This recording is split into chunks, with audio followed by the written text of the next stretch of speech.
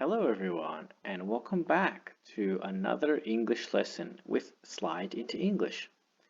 Today we are going to be practicing our plurals because we've already done all the basic rules and the most common rules when it comes to plurals in the English language. Now it's just a matter of practice because in this channel we believe that the best way to learn English is through comprehensible input and continuous exposure to different rules and different examples. So without further ado, we're going to look at some words and turn them into plurals. For today's lesson, this is our list of 6 singular words and we're going to turn them into plurals.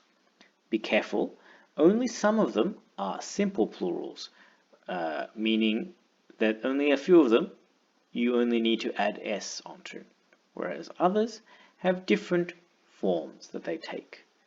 Can you guess what they are?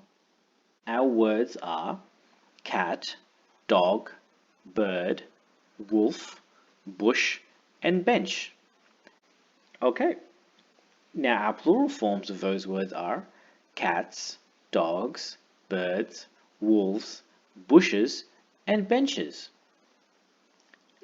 The first 3 only needed an S, whereas the word wolf becomes wolves, which we learnt in our F plurals video.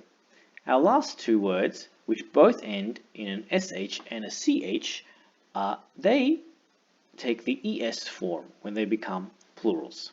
Now let's go to the very best part of the video where we see these words in action, in examples. What is the difference between a dog and a wolf? They look so similar. They are indeed similar. Dogs are domesticated wolves. When did we start to domesticate wolves? A long, long time ago. Next example. Have you seen my cat?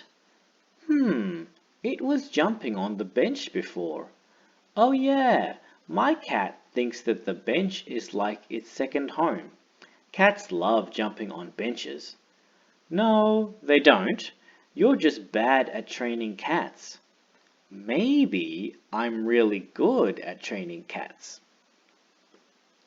Last example. Wake up. Good to see you.